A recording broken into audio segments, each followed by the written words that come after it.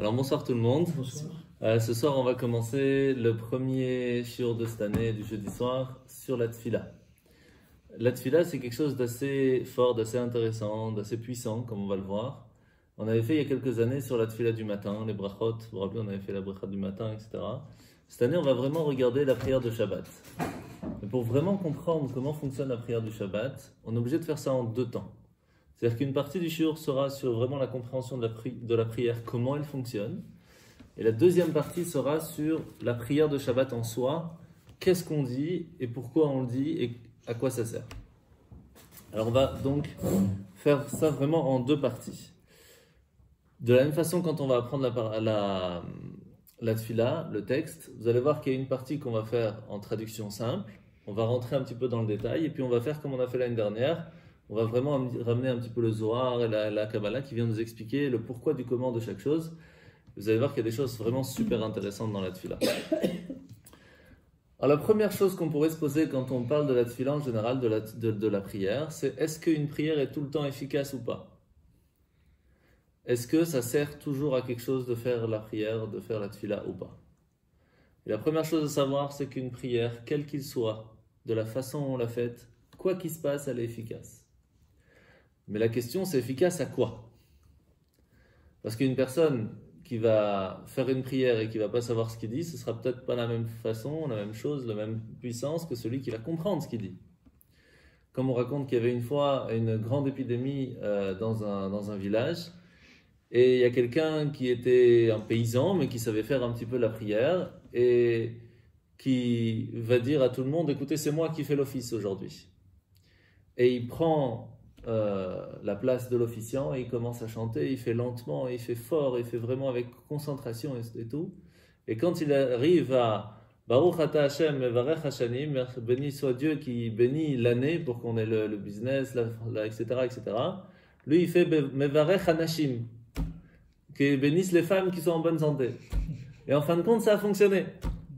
Pourquoi? Parce que dans la prière c'est pas seulement le mot qui est important. Ce qui est important, c'est ce que la personne est en train de parler avec Hachem.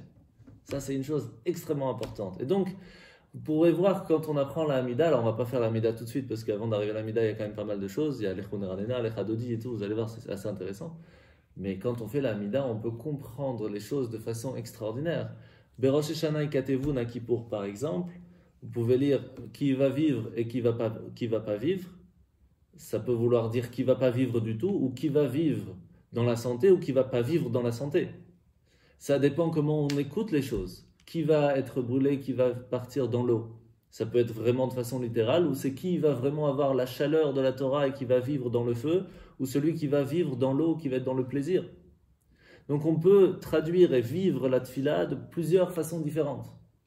C'est pour ça qu'il est important de comprendre les mots, de savoir pourquoi on les dit, comment on les dit, à qui on parle. Est-ce qu'on parle aux anges, est-ce qu'on parle à Dieu? Il y a beaucoup de détails qui sont importants. Alors, la première chose à savoir, c'est que les kavanotes du Harizal, qui sont en fin de compte ramenés dans les détails du Sidour que l'on prie, de Teilat Hashem, c'est le Sidour du Harizal, il y a quelqu'un qui vient d'arriver. Alors, il faut savoir d'abord que quand on regarde les kavanotes, donc les façons, qu'est-ce qu'il faut réfléchir et comprendre quand on fait les mots de la prière, le Harizal, donc c'est un maître de la Kabbale, a donné beaucoup d'explications de comment et pourquoi on met tel mot et pas tel mot.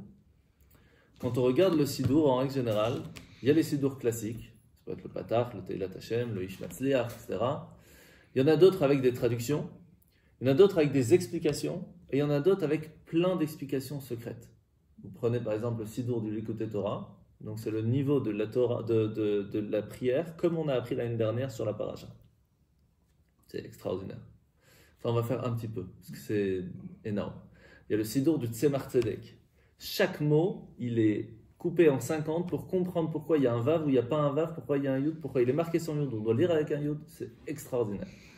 Après, vraiment arriver à ce niveau-là, c'est déjà un autre niveau. Mais déjà comprendre, ne serait-ce que la base. Alors sachez que lorsqu'on étudie et qu'on prie avec les kavanot du Harizal, qui est déjà niveau assez fort dans la Kabbale, ce n'est qu'une goutte dans l'océan de la compréhension de la prière qu'ont eu lorsqu'ils ont créé la prière, le texte, les Anshe Knesset Agdola, la grande assemblée. Donc on est loin de ce que c'est vraiment la tefila, même avec tout ce qu'on va comprendre. Mais au moins à notre niveau, on pourra parler à Dieu de la meilleure façon possible et donc d'avoir une certaine conséquence de retour. Alors la première chose qui pourrait se poser toute simple, c'est à partir du moment où on va comprendre un petit peu ce que c'est la prière, on va voir qu'il y a une vraie puissance derrière, que chaque mot c'est quand même assez fort. Comment ça se fait qu'on la prend tellement à la légère? Comment ça se fait que le matin on met les têtes vite fait, et encore si on les a mis, et on prie vite fait, on fait schéma, on fait la mida tchik-tchak, mincha arvit, on n'a pas le temps, on l'a raté, on rattrape. Comment c'est possible qu'avec la force qu'il y a dans la prière, et comment on sait qu'il y a une force dans la prière? Quand quelqu'un a un souci, qu'est-ce qu'il fait? Il prie, il appelle c'est le rabbin, qu'est-ce que je fais, quelle prière je fais, quel taïlim je fais. Pourquoi est-ce que tu attends d'être en souci pour prier? Tu sais qu'il y a une puissance extraordinaire dans la prière puisque tu viens la faire quand il y a un souci. Fais directement quand il n'y a pas de souci pour que ça aille encore mieux. Non, on prend ça à la légère, tout va bien, on avance, on n'a pas besoin de tellement plus. C'est fou. Généralement, on prend les choses à la légère quand on ne comprend pas les choses. Tout simplement. Il suffit de comprendre quelle est la force de la prière et vous allez voir que ce sera plus difficile de prendre ça à la légère. En fait, on va essayer de comprendre aussi à quoi sert la prière tous les jours en règle générale. À quoi ça sert de prier? Alors le Malbim nous explique, et c'est une chose très importante à ne pas se tromper, c'est que la prière, la tfila, c'est une partie des 613 commandements. On a le commandement de prier, de parler avec Dieu.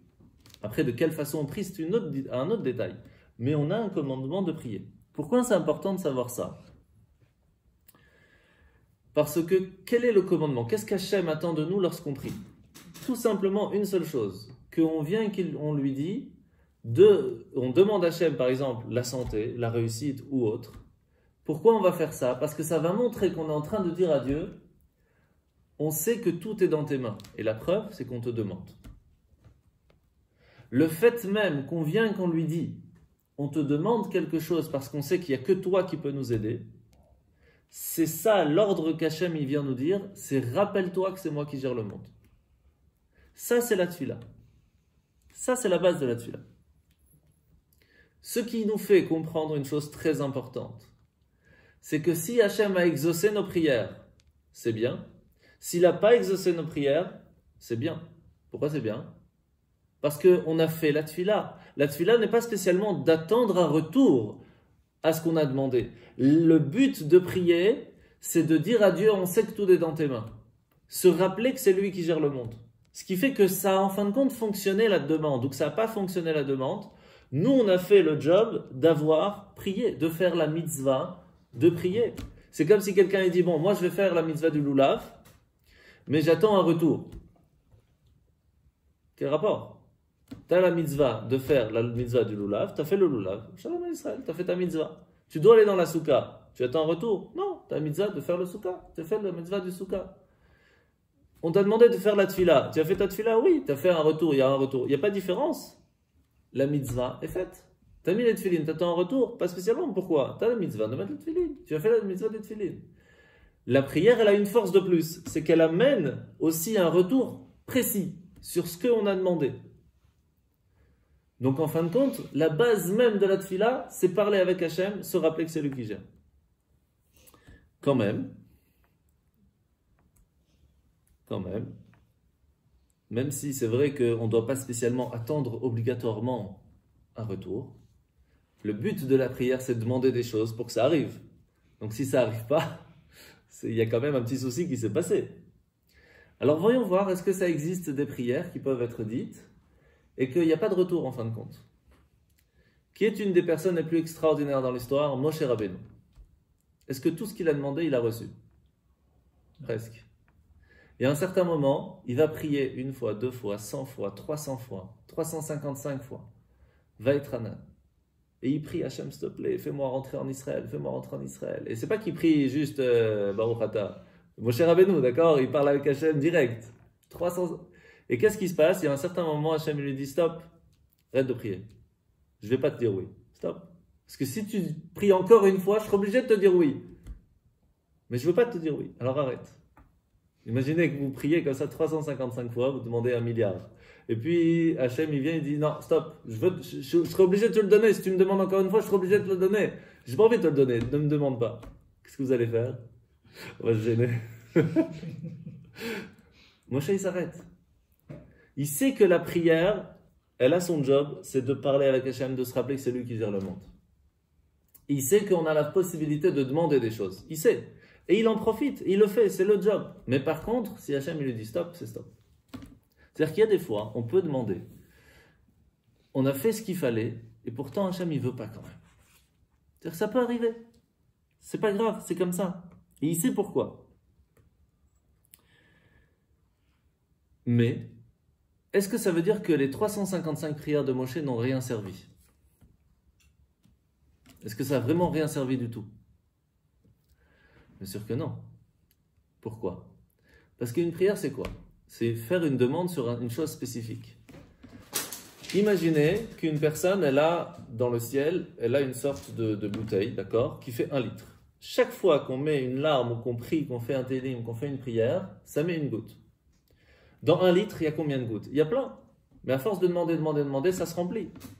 Et il y a un certain moment, ça s'arrête aux 3/4, elle lui dit bon, ça sert à rien de prier. Ça fait rien, il n'y a aucun effet, il n'y a aucun impact, il n'y a aucune conséquence. Mais c'est dommage. Tu aurais prié encore un tout petit peu, tu serais arrivé, la bouteille serait pleine, tu aurais tout réussi. Le problème, c'est qu'on ne sait pas quelle est la grandeur de cette bouteille. Alors, il y a des fois, il suffit de prier 1 fois, 2 fois, 3 fois, ça suffit, 10 fois, ça suffit. Des fois, il faut prier 100 fois, des fois, il faut prier 1 fois, mais avec cœur, sinon ça ne marche pas. Parce que le bouchon il est fermé, donc il faut mettre un peu de force. Mais c'est comme quelqu'un qui dit, mais nous, ça fait 3000 ans qu'on prie pour Mashiach et il n'est toujours pas là. Mais parce que la bouteille est grosse, il faut attendre que ça se remplisse. Sauf que qui fait le dernier boulot en fin de compte? C'est nous. Nous, on est dans la génération où il manque quelques gouttes pour que ça puisse arriver. C'est tout ce qui manque. Mais, généralement, quand ça dure, c'est difficile. Et donc, ça ne peut pas arriver. Maintenant, qu'est-ce qui se passe lorsqu'on a rempli une bouteille, mais on ne l'a pas fini? C'est-à-dire qu'on a presque tout rempli. Est-ce que ça veut dire que comme nous, on est parti de ce monde, alors c'est fini? Par exemple, quelqu'un qui prie vraiment pour pouvoir guérir. Et en fin de compte, ça ne fonctionne pas. Il ne guérit pas. Il part. Est-ce que ça veut dire que tout ce qu'il a fait, ça a servi à rien? Sa bouteille, elle est presque remplie, mais non, parce que les enfants peuvent en profiter. Parce que ça va protéger les enfants. De faire qu'eux ne vont pas recevoir ça. Ou si, ils ont déjà reçu, ils vont pouvoir guérir. Il n'y a rien qui reste pour rien. Il n'y a aucune parole, prière qui va rester pour rien. Chaque petit mot, petite pensée, petite larme qui va être utilisée pour la prière, pour parler avec Hachem, va avoir une conséquence. Quand, comment, c'est une autre question. Alors, comment ça se fait qu'il y a des gens qui ont la force vraiment de changer les choses rapidement et d'autres non? Alors pour ça, on va essayer de voir qui a vraiment la force de pouvoir, que sa prière, sa parole va vraiment avoir un changement ou pas. Alors, d'abord, il faut savoir que tous les matins, on fait une prière et l'Udvarim, je ne sais pas si vous vous rappelez, quand on fait le matin, on dit voici les choses que quand on fait comme mitzvah, ça amène une bénédiction, une force dans ce monde, d'autres dans ce monde futur, et d'autres et dans le monde futur et dans ce monde. Il y a une des choses, c'est Iyun Tefila.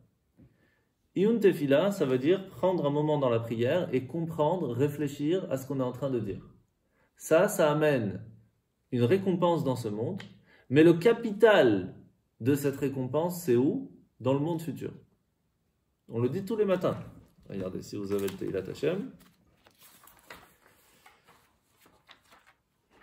Elu Dvarim Shen Lamishur. Alors, je vais vous lire.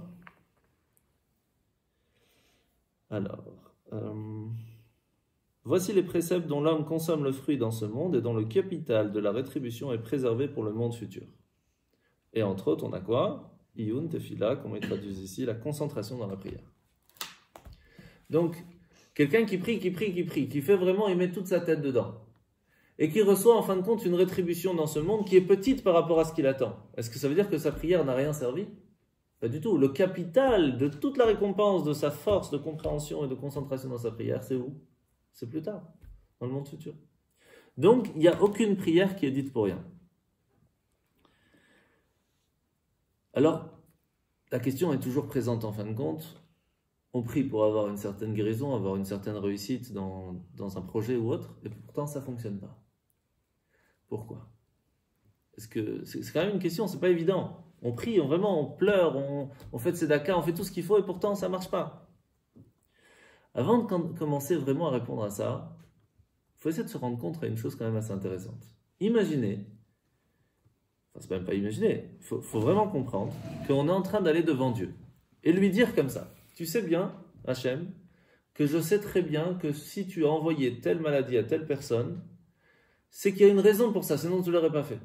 C'est-à-dire que tu as déjà jugé la personne, tu as essayé vraiment de trouver le maximum de bonnes actions qu'il aurait pu faire pour essayer de le protéger. En fin de compte, il a fallu lui envoyer ça. Mais on dit à Dieu, tu sais quoi, à mon avis, tu te trompes. Parce que je pense qu'il devrait guérir. Et je prie pour sa guérison. Faut le faire quand même. C'est ce qu'on est en train de dire quand on demande la guérison de quelqu'un. Qui peut se permettre vraiment de dire à Dieu, tu sais quoi, tu connais mieux que tout le monde, c'est toi qui nous as créés. Si tu as en fin de compte envoyé ça, c'est qu'il y a une raison. Mais quand même, à mon avis, tu te trompes. Il faudrait quand même le guérir. C'est hard comme histoire. Donc, comment on peut se permettre de faire ça? Est-ce que c'est vraiment ça qu'on fait quand on fait la prière? En fait, il faut savoir que le fait même de prier, on n'est pas du tout en train de dire cette phrase à Dieu. Pas du tout. En fait, quand une personne prie pour lui-même, il est en train de dire à Dieu, écoute, avant, au niveau où j'étais, le mérite que j'avais n'était pas assez fort pour pouvoir me protéger de cette maladie. Et ça, je suis tout à fait d'accord avec toi, parce que si tu l'as fait, c'est qu'il y a une raison. Par contre, je suis en train de prier pour que tu me guérisses. Pourquoi? Parce que le fait même que je viens, je dis, je comprends que c'est toi qui gères. Tout le but de la maladie, c'est quoi? C'est qu'on a une certaine façon, un certain moment dans la vie, fait une action qui est contre Dieu. Donc on a oublié que c'est Dieu qui gère le monde. Et on est allé contre sa volonté. Quand on prie, on dit à Hachem, je suis d'accord, je me rappelle que c'est toi qui gères le monde. Donc le fait même que j'avais fait telle action, en fait j'ai fait une bêtise.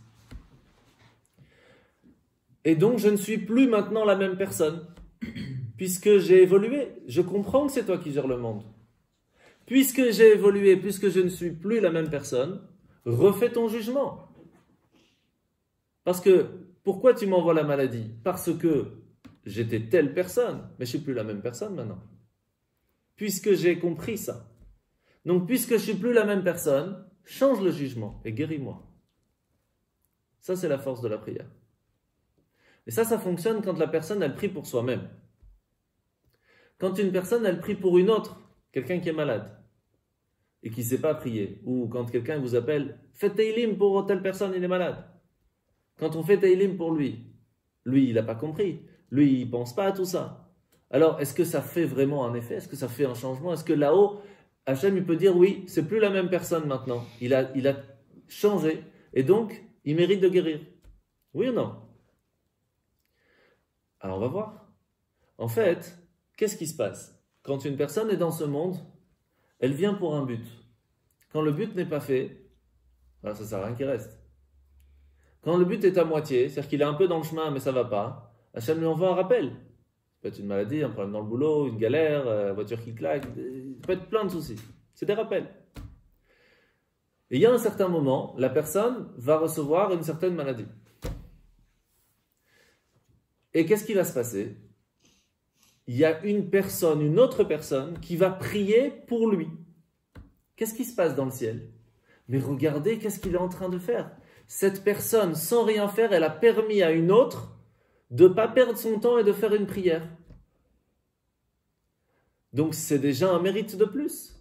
Que grâce à ça, qu'il était malade et qu'une personne a prié pour lui, il y a une personne qui a prié. Il y a une personne qui a étudié. Il y a une personne qui a pris son temps pour parler à Hachem. Le fait même qu'une personne a étudié pour lui, ça lui amène un mérite. Ce mérite fait qu'il est différent, que le jugement peut changer. Et s'il y a assez de mérite pour que la personne puisse mériter d'avoir un but dans le monde, il guérit. Tout simplement. Pour cela que plus une personne va prier, plus de personnes vont prier pour une personne, plus on est sûr qu'il va guérir. Et plus il y a des personnes qui vont prier vraiment avec cœur, qui vont s'attacher à Hachem, qui vont dire à Hachem, je prends sur moi vraiment de m'attacher à toi pour que ce mérite puisse arriver chez la personne, que ce soit une étude, que ce soit une tzedaka, que ce soit une autre, et on le fait pour la personne, alors le mérite fonctionne, parce que la personne change. Et ça vaut aussi pour les personnes disparues, les personnes qui sont dans le ciel déjà. Qu'il y a un certain jugement qui a été fait. Et alors comment on peut changer ce jugement? Si c'est prévu qu'il soit dans l'enfer, pourquoi est-ce qu'il pourrait aller dans le paradis? Lui, il ne peut pas prier pour lui-même, c'est fini, il n'est plus en bas.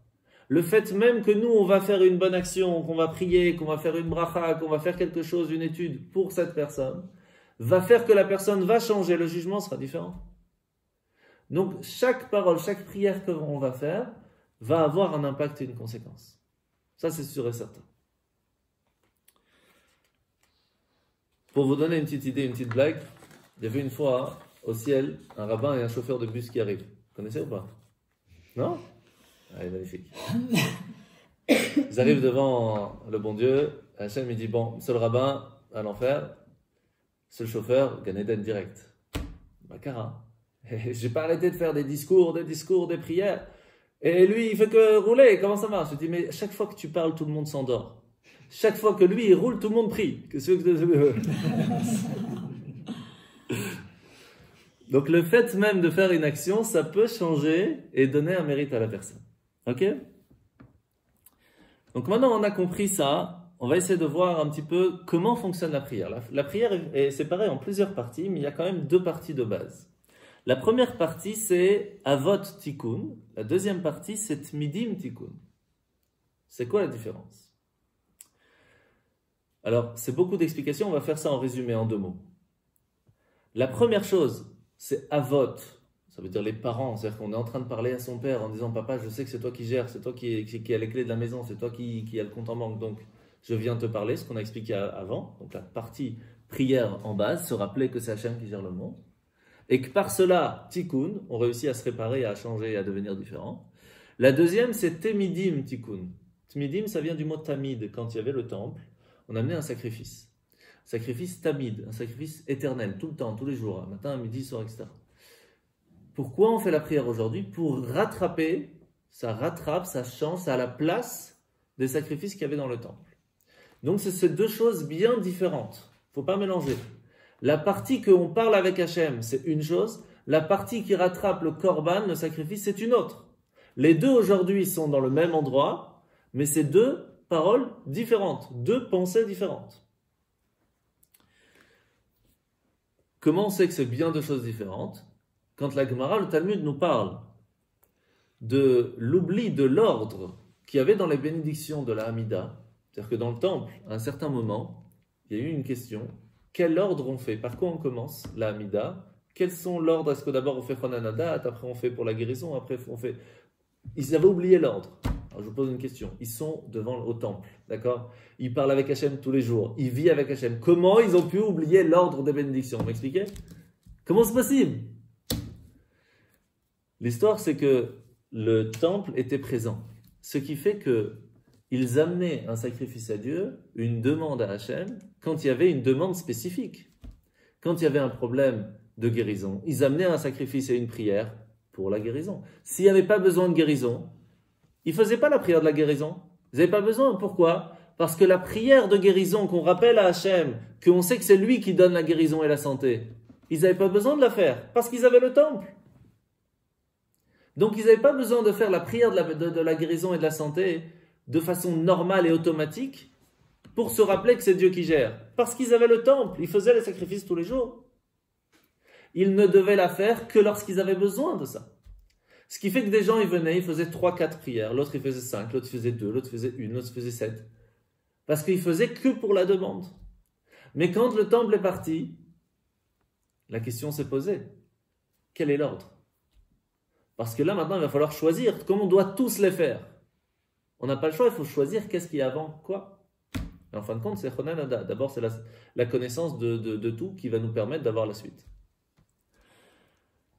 Et bien sûr, la guérison et la santé avant l'argent. Parce que s'il n'y a pas là, c'est pas très compliqué à comprendre. Alors, donc maintenant qu'on a compris ça, on voit que c'est vraiment deux choses totalement différentes. La première partie de la prière est se rappeler que c'est bien Dieu qui gère. La deuxième, c'est s'attacher à Hachem, la partie sacrifice. Et donc de demander, quoi, en fin de compte, de demander que ça fonctionne. Donc si en fin de compte ça n'a pas fonctionné, notre demande, on a quand même fait la première partie.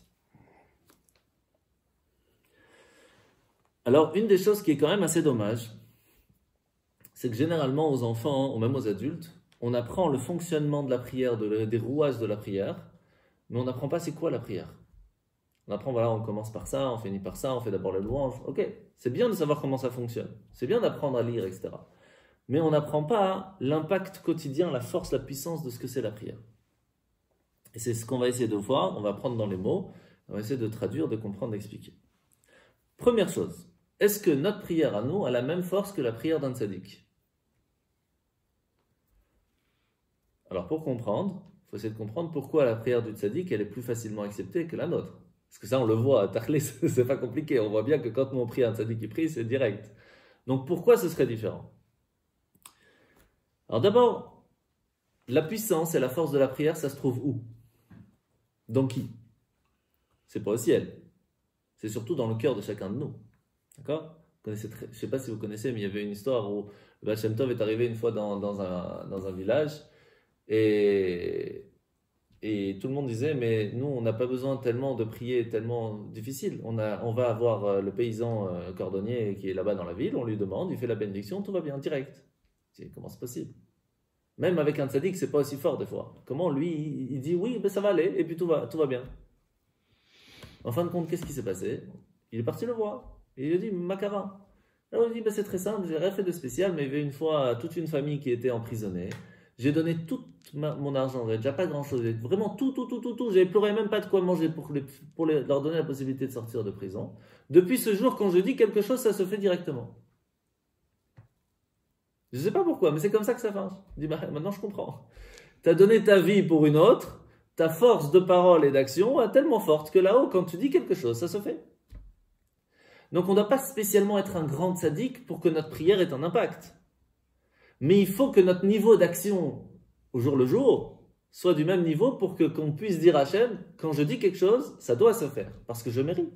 C'est comme quelqu'un qui vient à Rosh Hashanah qui dit Hachem, je suis sûr d'avoir une bonne année. Pourquoi? Parce que toute l'année, je n'ai fait que des bonnes choses. Ça, tout le monde peut dire, bien sûr. Presque. Ou tout le monde. Ça dépend. Mais par contre, on peut tous dire, comme on l'a expliqué avant les fêtes, peut-être je n'étais pas au top dans l'année, mais par contre, quand quelqu'un m'a demandé quelque chose, je n'ai pas regardé comment il est, je l'ai aidé. De la même façon, toi, Hachem, je ne regarde pas trop comment je suis, mais aide-moi. Ça, tout le monde peut dire. Et bien, c'est la même chose dans la prière. Il y a une façon de prier qui nous permettra d'avoir, si on sait dire les bonnes paroles. C'est pour cela que la Grande Assemblée, lorsqu'elle a pensé à la prière, elle a réfléchi. Quand on demande la santé, on dit à Hachem, donne-moi s'il te plaît la santé parce qu'il n'y a que toi qui peux la donner. Et en plus, on ne demande pas la santé que pour nous, on dit donne la santé à tout le peuple. Parce que quand on demande pour quelqu'un, pour que ça arrive chez lui, il faut que ça d'abord ça passe par nous. Et donc on en profite aussi. Donc toutes ces pensées de comment la prière elle a été construite, c'est ça la force. Ok? Donc maintenant qu'on a compris ça, on voit que chacun d'entre nous a la possibilité de prier et de faire ça fort, mais on ne se sert pas de cette puissance parce qu'on ne sait pas qu'on a une puissance, en fait on ne comprend pas. Et le Yetzer Hara, c'est lui qui va nous donner cette fragilité, se dire on laisse un peu de côté la prière, c'est pas si important, alors que quand on en a besoin, on vient et on fonce. Comment il va travailler le Yetzer Hara sur deux fronts?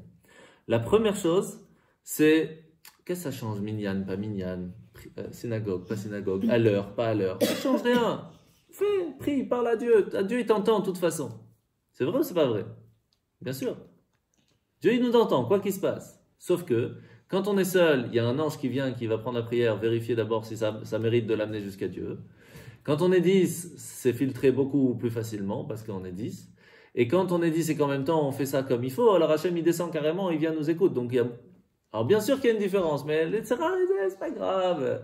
Après, est-ce qu'on est à l'heure, pas à l'heure? Mais qu'est-ce que ça change à l'heure, pas à l'heure? De toute façon, tu viens, tu fais ta Amida, tu fais Nagdishar, tu as fait ton Kaddish, Shalom à Israël. Mais bien sûr, c'est la même chose. Quelqu'un qui arrive devant le roi dit, Monsieur le roi, je sais, vous avez commencé votre repas et votre discours il y a une heure, mais écoutez, j'étais un peu occupé, j'étais au lit tranquille. J'arrive juste pour recevoir le cadeau de la fin, que vous savez que vous donnez des petits sacs là à la fin, comme ça. Je vais juste chercher ça. c'est pas la même chose, il n'y a pas photo. Mais le Yetzer Hara, il dit non, non, c'est pas grave, de toute façon tu viens, tu fais ta petite prière, tout va bien, don't worry. Et la deuxième chose, le plus classique, c'est quand on est en train de prier, Yetzer Hara, il nous dit, mais n'oublie pas, tu as le business derrière, puis tu as ça, puis il y a la famille, il y a ta femme qui t'attend, attention, il faut que tu... Et tu as les enfants, n'oublie pas, il faut que tu gères ça pour dimanche et pour lundi et pour mardi, qu'est-ce que tu vas faire, et n'oublie pas, tu vas partir, tu vas prendre l'avion, comment tu vas gérer, n'oublie pas ta valise, et puis samedi soir tu pars tôt.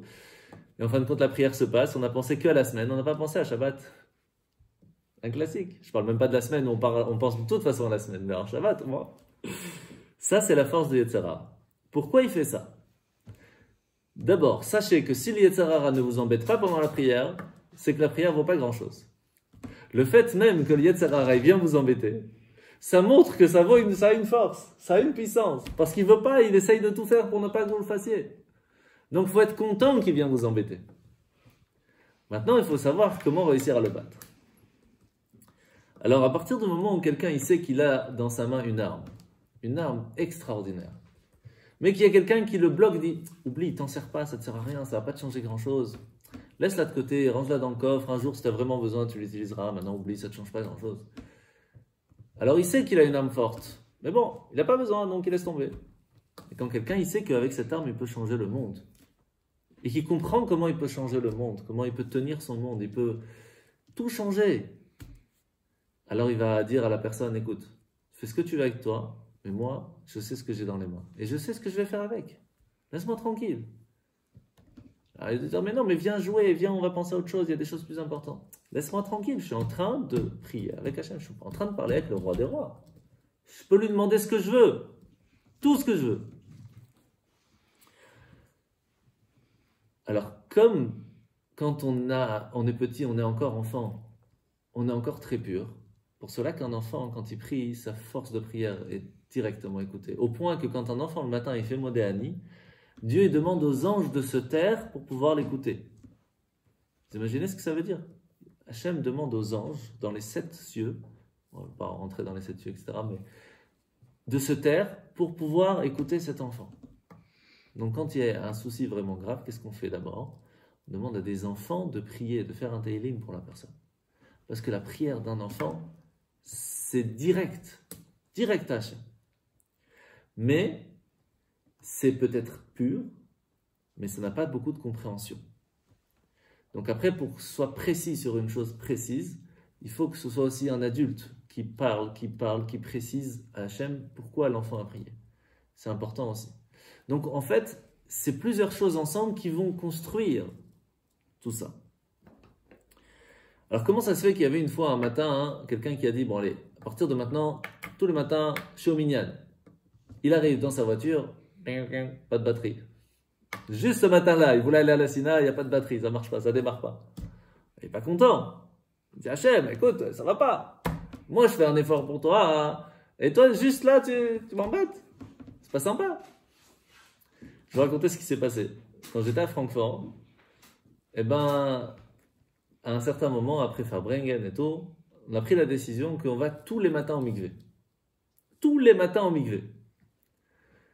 C'est pas évident. Alors qu'est-ce qu'on a fait? Le lendemain matin, on est tous partis au mikvé. Sauf que juste ce jour-là, il était glacé, mais glacé, presque il y avait une fine couche de glace. Pourquoi? T'aurais pu me le faire chaud. Donc quand même, on se déshabille, on rentre, plouf plouf, tchac, on fait tout ce qu'il faut, on sort. Makara, j'avais oublié ma kippa sur la tête. C'est-à-dire que le mikvé ne sert à rien. Mais Hachem, déjà j'ai fait un effort, il faut que je recommence en plus. Pourquoi? Et on a enlevé, on est reparti. Mais, après, quand il y avait une fois, il était un peu trop froid, un peu truc, la question ne se posait pas. Après avoir commencé comme ça, il n'y a pas de question, on y va. Parce qu'Hachem, il nous a mis des embûches au début pour nous amener à ce que la suite soit plus facile. Et ça, c'est comme ça. Quand on prend une bonne décision, il y a des fois des embûches, des difficultés. Mais il faut savoir que ces embûches sont surmontables. Sinon, ils ne nous auraient pas mis. Parce que les embûches qu'on a eues plus tard, quand on arrivait en Israël, et que par exemple à 11h c'est fini, c'est fermé le mikvé, qu'on a fait un farmingan jusqu'à 6h du matin, et qu'on était bien bien fatigué, et qu'on se lève à 11h, 11h30, et que le mikvé est fermé, et que la seule possibilité c'est passer par la fenêtre et se baigner dans un vieux mikvé qui est vert et presque il y a des poissons dedans, et qu'on va quand même. Pourquoi? Parce que c'est mikvé. On n'aurait pas pu le faire si on n'avait pas eu cette première épreuve avant. Pas tous l'ont fait, enfin. Mais le fait même qu'on avance dans sa vie, on a devant nous des petites épreuves qui nous avancent, qui nous font avancer, qui nous font surmonter notre propre potentiel et qui nous amènent à arriver à faire des choses qu'on ne pourrait pas arriver au tout début. C'est pour cela que quand on arrive devant une épreuve, il faut savoir que cette épreuve est surmontable. Sinon, Hachem ne l'aurait pas envoyé. C'est sûr et certain. Par contre, c'est vrai que si on regarde sur où on doit arriver, c'est insurmontable. C'est comme à un enfant qu'on lui dit, tu sais quoi, tu vois tous les livres, là tu dois tout connaître, pour dans 10 ans. Je dis, mais qu'est-ce que tu me parles dans 10 ans? Moi, je ne sais même pas lire. Elle dit, alors c'est vrai. Alors on va commencer avec le premier livre, A, B, C, D, Aleph, Bet, Gimel. Et là c'est surmontable. Là c'est la même chose. Des fois dans la vie, on nous dit, tu sais, dans 10 ans tu dois être comme ça. Mais qu'est-ce que tu me parles moi? Avec ce que je fais aujourd'hui dans ma vie de tous les jours, c'est pas possible. On dit, mais on t'a pas demandé d'être là maintenant. Ça, c'est là où tu vas arriver. Aujourd'hui, c'est ça que tu dois faire. Et ça, tu peux y arriver. Et c'est ça qu'il faut essayer. Et après, quand ça, ce sera bien, ce sera fixe, il y aura une deuxième. Pour qu'en fin de compte, tu arrives quelque part. C'est ça, en fin de compte, le travail qu'on doit faire dans la tfila. Bien sûr, réussir à faire la tfila comme il faut maintenant. Oubliez, c'est pas tout de suite. Faire la tfila comme le Harizal ou comme Baal Shem Tov. Ça ne nous parle pas. Mais faire la tfila comme nous on fait aujourd'hui mieux, ça c'est possible. C'est possible pour tout le monde. Et ça c'est un petit peu la même chose quand on a un petit éveil de changement, de faire teshuva, etc. Et on est chaud, on va, demain matin on met les tefilines et tout, et c'est parti. Puis le lendemain matin, c'est déjà plus calme. C'est la même chose dans la prière, c'est la même chose. Ça veut dire, on a cette chaleur, on a ce feu, mais il n'y a pas de combustible. Donc le feu, à un moment, s'il n'y a pas d'huile, il s'éteint. C'est la même chose. C'est-à-dire qu'on a le feu, ok, mais après, c'est-à-dire qu'on a le feu de la prière, on a compris que c'est important, on a compris qu'il y a une certaine puissance, mais si on n'a pas le combustible, c'est-à-dire qu'on ne sait pas quoi réfléchir quand on prie, on ne sait pas qu'est-ce qu'on dit, alors le feu va s'éteindre. Donc il est important de comprendre les mots de la prière. Parce que sinon, quand on arrive à la prière, on va les lire, ça va partir. Et le feu qu'on avait de se dire, je parle vraiment avec Hachem, j'ai la possibilité de changer mon destin, il va pas tenir. C'est pour ça que c'est important de comprendre ce qu'on est en train de dire. Alors pour comprendre la prière de Shabbat, il faut comprendre d'abord c'est quoi recevoir Shabbat. Vous savez qu'au tout début de Shabbat, on fait l'Echun Neranena. Et donc, on va essayer de comprendre un petit peu le texte de l'Echun Neranena. On va voir si on a vraiment le temps de rentrer dans le texte. On va faire un petit peu, mais déjà comprendre comment on rentre dans Shabbat. Comment s'appelle la prière de Shabbat? Au début, l'Echun Neranena s'appelle Kabbalat Shabbat. Recevoir le Shabbat. Alors d'abord, de base, il y a une très grande différence entre la prière de la semaine et la prière de Shabbat. Énorme, ça n'a rien à voir. Pourquoi? Parce que pendant la semaine, on n'a pas le temps. Parce qu'on est au boulot, etc. Shabbat, on a plus de temps. Officiellement, en tout cas, tout est fermé. Donc, on a plus de temps. Il n'y a rien à faire. Donc, on a la possibilité de faire la prière comme il faut. Vous savez que généralement, c'est marqué que quelqu'un qui fait l'office en tant que Razan, dans la semaine, ça va être quelqu'un qui ne travaille pas ou qui a le temps de faire la prière comme il faut. Parce qu'il est en train de prier pour toute la communauté. Donc, il fait tchac, tchac, tchac, tchac, tchac. Il est en train de prendre tchac, tchac, tchac et l'amener à Dieu pour toute la communauté. C'est pas top. Donc, Shabbat, on peut laisser prier une personne qui travaille la semaine. Pourquoi? Parce que comme Shabbat, il a du temps. Il peut prier comme il faut. Et si la semaine, c'était pas top, Shabbat va rattraper la semaine et va te bénir la semaine qui arrive. C'est déjà énorme. Donc, on a une très grande force, Shabbat. Alors, comment est appelée la semaine dans la Torah? Quand on fait Kiddush, etc., on dit où on appelle la semaine Sheshet Yemei HaMaaseh, les 6 jours de la création, 6 jours où on fait des choses, ou Sheshet Yemei Bereshit, les 6 jours de Bereshit, de la création, du commencement. Pourquoi on peut les appeler différemment? En fait, les 6 jours de la création, c'est quoi? C'est les 6 midot, c'est le dévoilement de la façon comment Dieu veut que le monde se fasse, se comporte, agisse et vive. Il veut d'abord que ça se fasse avec une grande bonté, c'est la lumière qui est venue, puis une certaine sévérité, il a séparé les eaux du bas, les eaux du haut, puis il a fait un mix des deux, c'est-à-dire qu'il a laissé la mer, mais il a laissé la terre aussi, etc., etc. Donc les 6 midot, c'est les 6 jours de la création. Sauf que, vous n'avez jamais vu quelqu'un qui a commencé à faire plein de détails s'il n'avait pas un but au début. Vous avez déjà vu quelqu'un, il dit, bon allez, on va prendre des pierres, et on va construire. Je ne sais pas ce qu'on va construire, on va mettre du ciment, puis on va mettre un truc. Bon. Puis, oh, ça va faire une maison. Est-ce qu'il n'avait pas au début la pensée de faire une maison? Bien sûr. Parce que commencer à construire sans savoir le pourquoi on construit, il n'y a pas de sagesse, c'est impossible, c'est pas possible. Donc, Bereshit, c'est quoi? C'est le pourquoi je vais construire le monde. La sagesse qu'il y a avant même les 6 jours de la création. Pourquoi je vais construire le monde? Et pourquoi il construit le monde? Bet Reshit. 2 Reshit. 2 choses pourquoi il y a un commencement. Et Torah et Israël. Que la Torah et Israël soient ensemble. Qui vivent ensemble. La preuve, quand on a reçu la Torah, qu'est-ce qu'il a fait Hachem? Il a dit au Bnei Israël, il a dit, vous voulez la Torah? Ça va. Vous voulez pas? On recommence à zéro. Le but, pourquoi j'ai construit le monde, pourquoi je vais donner ces 6 jours de la création, c'est pour une chose. Quand est-ce qu'on voit cette chose de façon concrète? Shabbat. Shabbat, Israël peut se permettre d'être avec la Torah. Il y a du temps. On peut prier, on peut étudier. Donc en fait, le 7e jour de la création, c'est quoi? C'est la raison pourquoi les 6 existent. Et s'il n'y a pas Shabbat, il n'y a pas de raison que les 6 jours existent. C'est pour cela que Shabbat, c'est Makor Abracha. C'est la source de la bénédiction. C'est-à-dire quelqu'un qui dit, mais moi je travaille comme ça. Mais s'il n'y a pas Shabbat, il n'y a pas de raison que tu gagnes pendant la semaine. Toute la raison pourquoi tu gagnes dans la semaine, c'est pour que tu fasses Shabbat. Si tu ne fais pas Shabbat, pourquoi tu veux gagner la semaine? La raison pourquoi les 6 jours existent, c'est parce que Shabbat est là. Shabbat, c'est la source de la bénédiction de la semaine. Pour cela que Shabbat peut rattraper les prières de toute la semaine d'avant et peut bénir tous ceux qui sont après. Parce que c'est le but. Et c'est pour cela qu'on peut appeler les 6 jours de la semaine de 2 façons. Il y a des gens qui vivent les 6 jours de la création, c'est-à-dire qu'ils vivent avec la création, ils vivent dans la matérialité totale, ou ils vivent les 6 jours de la semaine, Shechet Yemei Bereshit. Les 6 jours de la semaine sont attachés à la pensée première de Bereshit, de la raison pourquoi on a créé le monde. C'est quoi? C'est de pouvoir être à Shabbat avec Hachem. Donc les 6 jours passent totalement différents. Parce que pourquoi on fait les 6 jours? Pour Shabbat. C'est pour cela quand on fait la prière, qu'est-ce qu'on dit? Ayom Yom Rishon, les Shabbat. Nous sommes le premier jour pour Shabbat. Le premier jour existe parce que c'est pour Shabbat. Ayom Yom Sheni, les Shabbat. Tout c'est pour Shabbat. Si c'est pas pour Shabbat, il n'y a pas besoin des 6 jours. Alors quelle est la différence entre l'un et l'autre? Les 6 jours de la création, comment Hachem il a créé le monde? Par la parole. C'est les 10 paroles. C'est marqué que Shabbat, il s'est reposé, il n'a pas utilisé la parole. Pourquoi?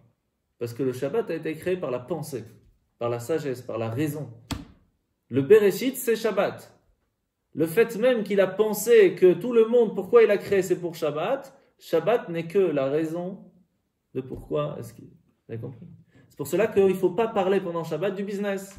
On ne parle pas de la semaine. On ne parle pas de... Eh oui, c'est pas évident. Hein. C'est pas évident. Je ne sais pas si vous connaissez cette histoire. Il y avait une fois un rabbin qui arrive dans une synagogue, il voit que tout le monde parle.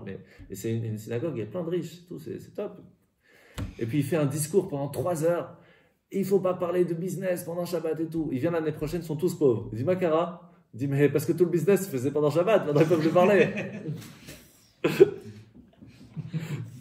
Shabbat, officiellement, on ne doit pas parler des projets de la semaine. Encore, c'est des projets qui sont de Torah, etc. Et même ça, c'est pas si évident. Mais quand c'est pour une mitzvah, il y a de quoi. Mais même comme ça, c'est pas évident. Et il pensait. Alors, je vais te dire. Dans le Talmud, on raconte une histoire d'un Tana qui est passé à côté de son champ. Il a vu qu'une partie de son champ, il n'était pas planté. Il avait oublié de planter. Il a dit, faut pas que j'oublie dimanche de planter. Il a laissé toute sa vie, cette partie du champ, sans jamais la planter. Il a dit, si j'ai pensé pendant Shabbat de la planter, quand je vais le faire, ça veut dire que pendant Shabbat, j'ai pensé à faire du business, Jamais de ma vie il sera planté. Il n'a plus jamais planté cette partie du champ de sa vie. Exactement. On n'est pas au niveau du Tana. Mais pour vous faire comprendre comment est-ce que Shabbat, on doit être totalement séparé de la matérialité. Totalement. Sauf que, vous allez voir, c'est sympathique. Alors vous vous rappelez des quatre mondes, donc on a Tzilut, ça c'est vraiment la pensée première. Il y a Bria. Bria c'est la création, c'est le potentiel de qu'est-ce qu'on est en train de faire le business plan, quoi. Bria, ça c'est ça. Après il y a Yetzira, c'est la première formation, on met tout ça en plan, on met le PowerPoint et tout. Et puis Yetzira, c'est la formation, donc ce qu'on vient de dire. Et puis Asiya, c'est de façon concrète, on est en train de faire. D'accord? Donc dans la semaine, c'est vraiment Asiya, ces trucs. Par contre, quand on arrive à Shabbat, comme on a expliqué dans l'Écoute Torah l'année dernière, c'était vraiment, on se rattache à Atzilut. Tout ce qu'on a travaillé, tout ce qu'on a réussi à faire pendant la semaine, qu'on a élevé à un niveau plus spirituel, on le monte à Atzilut. On le monte à sa pensée première, à la raison de pourquoi on a créé le monde. On comprend mieux tout ce qu'on avait étudié l'année dernière déjà. Mais quand même, on a deux façons comment vivre le Shabbat. La première, c'est Malchutra. C'est-à-dire qu'on monte vers Hachem, on ressent qu'on est totalement annulé à lui. Mais c'est on ressent qu'on est annulé à lui. Et il y a la deuxième, c'est Malchut Kol Olamim. Ça veut dire, on n'a pas besoin de comprendre qu'on est annulé. On ressent qu'on est totalement annulé. C'est-à-dire que c'est pas qu'on a étudié, qu'on est en train de prier, on se dit, ouais, c'est vrai, Hachem, il est vraiment extraordinaire, on n'est rien devant lui.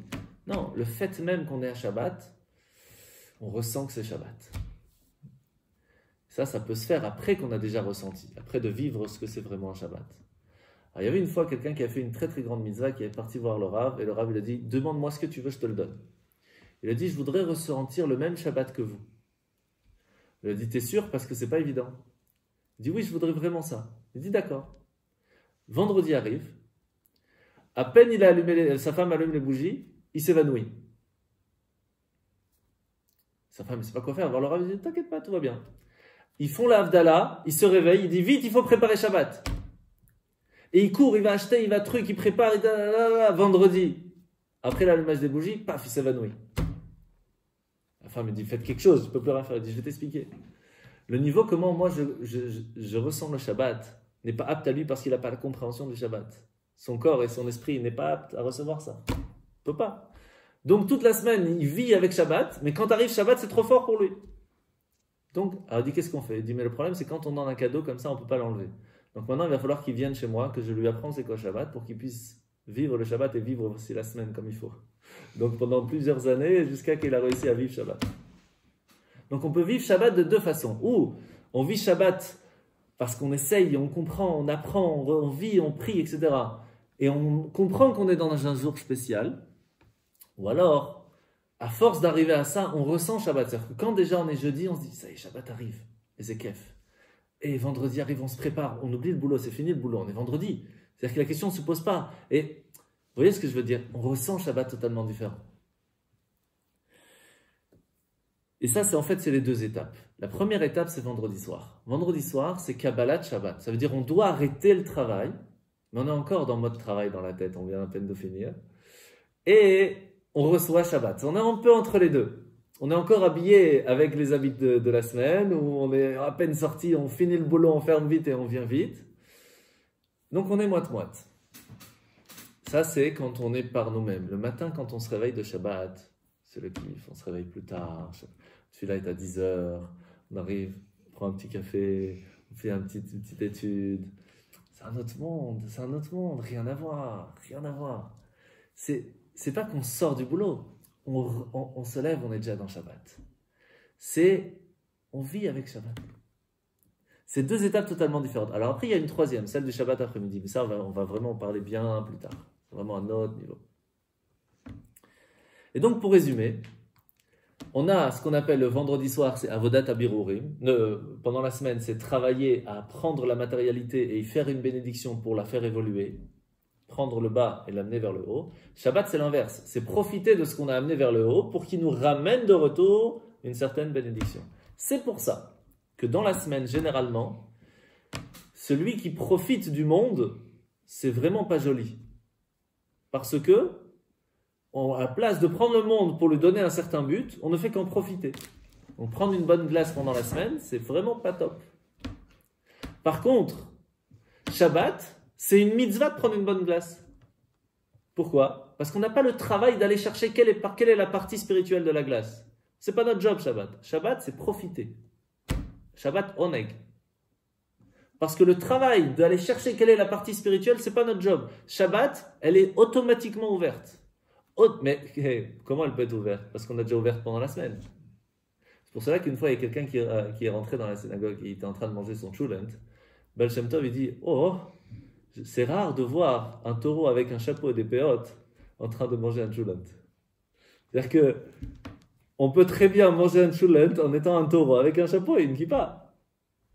Parce qu'on est un animal, simplement. C'est Shabbat, on mange. On mange comme un animal, mais comme c'est Shabbat, on a le chapeau.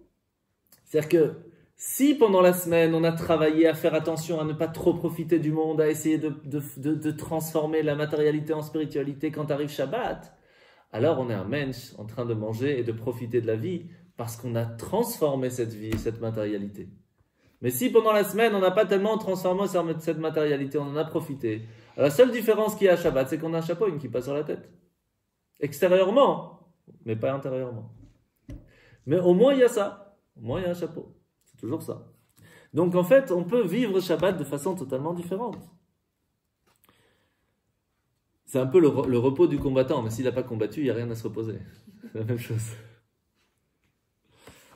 Donc, maintenant qu'on a compris ça, on va pouvoir vraiment commencer à parler de tefila en soi. Alors, d'abord, vous allez voir que dans la tefila, pendant la semaine, on fait un mizmor. On fait un teilim de base qui est mizmor letoda. Mizmor letoda ariou la Hashem. Kol haaretz. On parle vraiment de la matérialité. Comment on sait ça? Prenez les premières lettres de ce mizmor. Vous arrivez au mot halacha. Les lois. C'est quoi les lois? De savoir faire la différence entre ce qui est cachère et pas cachère. Ça, c'est le travail de la semaine. Faire la différence entre ce qui est spirituel et matériel. Shabbat, on ne fait pas le même mizmor. Et par exemple, quand c'est un jour de fête, ou un jour où on ne dit pas Tachanoun, donc c'est un jour spécial, Rosh Chodesh ou autre, on ne fait pas ce mizmor. Parce que ce n'est pas le même travail qu'on a ce jour-là. C'est un jour de fête, c'est Shabbat. Donc quel mizmor on va faire? On va faire un mizmor de Ishtachavu la Hashem be'adrat Kodesh. Et là, vous prenez les rachetevot, donc les premières lettres, ça fait le mot Kabbalah. Kabbalah, c'est la partie de la tefila, de la Torah, qui est totalement spirituelle. Pas besoin de chercher à voir qu'est-ce qui n'est pas bon à l'intérieur. C'est que du spirituel, on ne parle que de Dieu. C'est Shabbat.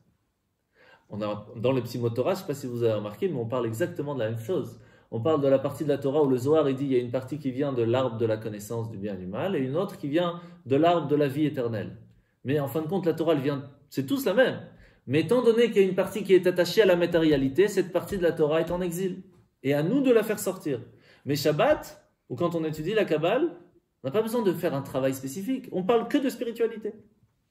On n'est pas en train d'apprendre ce qui est caché ou pas. Donc on est totalement avec Hachem. Et c'est quoi Shabbat?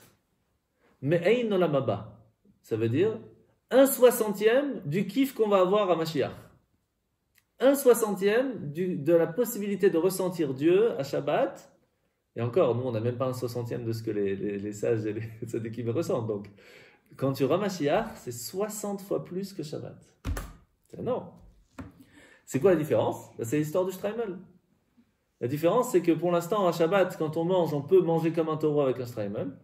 Mais quand tu auras Mashiach, il n'y aura même plus cette question. On sera que des anges, entre guillemets, en train de profiter du monde. Parce qu'il n'y aura plus cette, ne serait-ce que pensée de vouloir profiter du monde. Il n'y aura plus. Alors, il y a deux choses qu'on ne va pas étudier avant de commencer. C'est Patach Eliyahu, Odul Hashem et Yedid Nefesh. Parce que pour vraiment comprendre ces prières que l'on fait avant de commencer Shabbat, c'est une partie du Zohar très compliquée, c'est une grosse partie en araméen, c'est très très dur à comprendre. Donc je vais vous faire un tout petit résumé avant de pouvoir commencer les Choner Hanena, qui est en fin de compte vraiment le début de la prière de Shabbat où on va s'y mettre cette année. En fait, Avraham Avinu, il a ouvert la porte à tous ses descendants, et donc à nous, de la force de Messirut Nefesh, c'est-à-dire d'aller au-delà de ce que notre âme animale va nous dire, donc ce que notre corps va nous dire, on peut aller au-delà et faire des choses pour Dieu, être prêt à donner sa vie pour Dieu. Mais ça peut être de se réveiller le matin plus tôt pour Dieu, c'est aussi donner sa vie. Ça, c'est Avraham Avinu qui a ouvert cette porte. Quand on fait Patach Eliyahu avec Yedid Nefesh, c'est Eliyahu, on rappelle qu'Eliyahu Hanavi a ouvert la porte à la compréhension de la partie secrète de la Torah. Et donc, de la compréhension de ce que c'est le Shabbat. Et c'est pour cela qu'avant de commencer Shabbat, on fait cette prière et on chante Yedid Nefesh. Alors pour comprendre vraiment tout ça, il faut vraiment aller dans les mots. Mais comme je vous ai dit, c'est très compliqué, mais au moins vous avez une idée de pourquoi on le fait. D'accord? Alors c'est quoi les Choneranena? Les Choneranena, 160 dans les bleus. Si je le compte bien. Les Choneranena la Hashem Nari Aletzu Ishenu. D'abord, vous allez voir qu'avant d'arriver à l'Echadodi, etc., il y a 6 psaumes. Les Choneranena, Shiru la Hashem, Mizmor, etc. Pourquoi il y en a 6? Parce que c'est les 6 jours de la semaine. Chaque psaume est en rapport à un jour de la semaine qu'on est en train d'essayer de faire changer, de faire évoluer, de faire grandir pour qu'il puisse s'attacher au Shabbat. Chaque psaume qu'il y a avant qu'on puisse faire les Chadodi, avant de faire Kabbalat Shabbat. Parce que les Chadodi, c'est quoi? À la fin, c'est Bohi, Beshalom, Ateret, Balak, etc. Les premières lettres de chaque psaume, donc le Lamed, le Shin, le Yud, etc., ça va faire une certaine valeur numérique. Et ça va faire le mot Nefesh, le mot âme. Pourquoi? Parce que quand on fait ces psaumes et qu'on les fait tous bien comme il faut, on réveille notre âme qu'on rajoute, qui se dévoile en nous le jour du Shabbat. C'est-à-dire que pour pouvoir commencer le Shabbat, il faut faire ces psaumes. Parce que c'est ces psaumes qui permettent de réveiller notre âme qui est en plus le jour du Shabbat. C'est pour cela qu'on fait ces psaumes de façon très précise. La fin de tous les psaumes, ça fait le mot kar, prendre. C'est qu'on demande à Hachem de prendre cette âme et de nous la donner. Après, c'est déjà un petit peu plus compliqué. Alors, donc ça, c'est vraiment la première base. Maintenant, il faut savoir, il y a combien de versets dans ces 6 psaumes en tout? Il y en a 65. Pourquoi? Parce que le nom de Dieu, Adoshem, c'est la valeur numérique de 65. Pour pouvoir réussir à sortir du monde de Elohim, qui est en fin de compte la nature, les 6 jours de la création, et arriver à un niveau plus haut, rentrer dans le monde du Shabbat, qui est le nom de Dieu, Adoshem, il faut pouvoir faire ces 6 psaumes. C'est-à-dire qu'il faut pouvoir prendre les 6 jours qu'on a fait, qu'on a passés, et se rappeler que si on a travaillé, c'est pour Shabbat.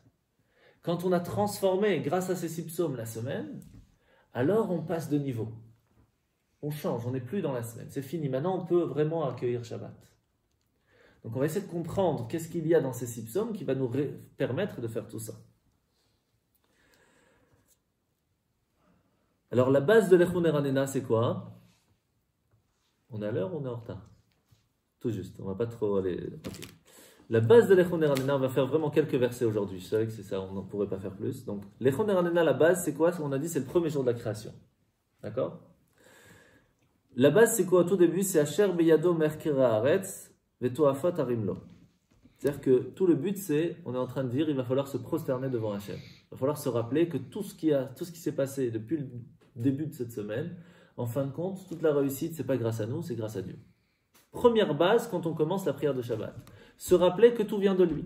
Comme on a expliqué, c'est un peu la base de la prière.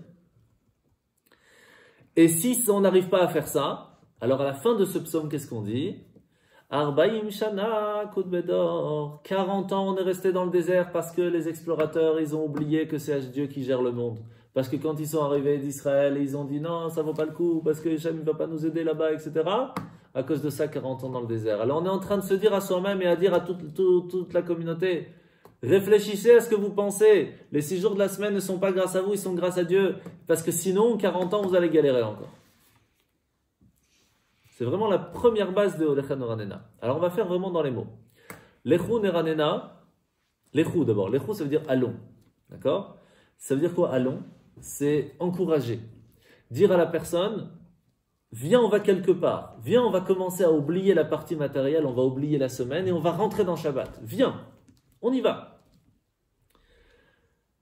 Et le Radak nous dit sur ça que quand on sera à l'époque de la conscience que Mashiach va commencer à arriver, quand on dit Lechu, on doit être en train de se dire qu'est-ce que j'ai fait dans la semaine, entre guillemets, pour ramener Mashiach, Parce qu'on est dans la génération où on se doit chacun de nous d'inciter les autres à faire une action de plus.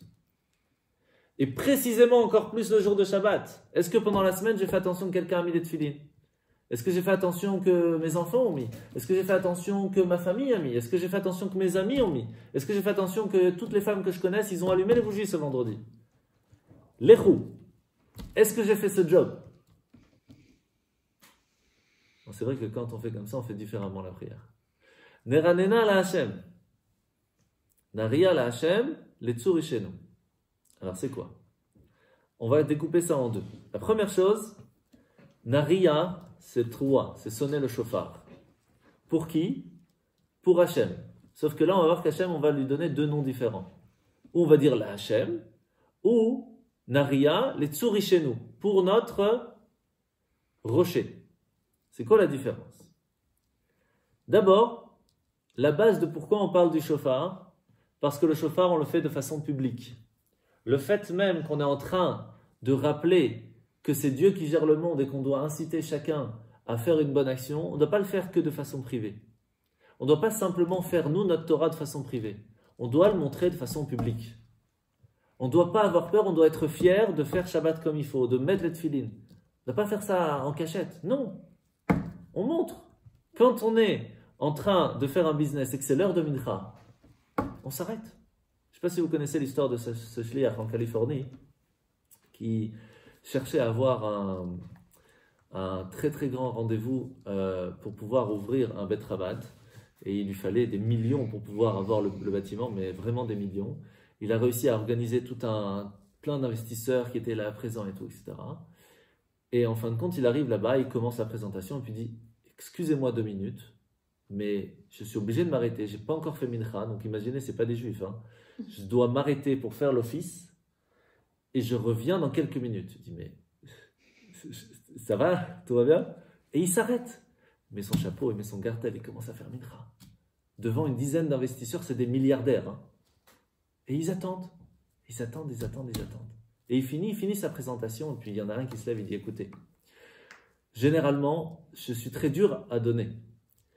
Mais si vous êtes prêt à tout lâcher parce que vous savez qu'il y a un Dieu, et que vous êtes prêt à tout pour lui donner ce qu'il doit avoir, et vous savez que vous allez être honnête parce que vous avez lui au-dessus de vous, je ne dois pas réfléchir 2 fois. Vous pouvez compter sur moi. »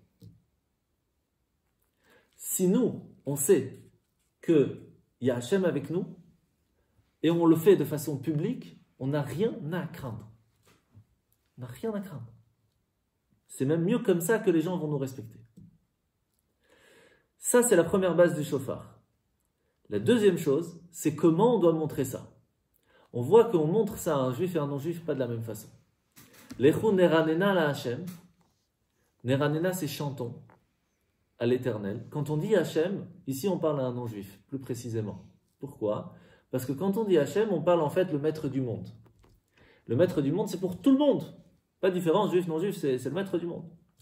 Par contre, quand on parle à un juif, Naria les chez nous. Là, on doit sonner du chauffard de façon publique parce que c'est notre rocher. Notre rocher, c'est lui qui nous protège. Et là, on n'a pas aucun stress de le faire de façon publique. On parle à un juif qui ressent, en fin de compte, qu'à ce moment-là, il est en train de nous protéger, il nous protège. Donc, de quoi tu as peur? Pourquoi tu ne serais pas fier de ce que tu es en train de faire? Et ça, c'est le premier verset de quand on commence Lechu neranena la Hashem, Naria letzurishenu. Continue? On fait encore 2-3 versets ou pas? Alors, on s'arrête là.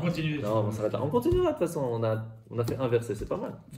Et alors, Bezrat Hashem, la semaine prochaine, on continue sur Lechu neranena et on avance.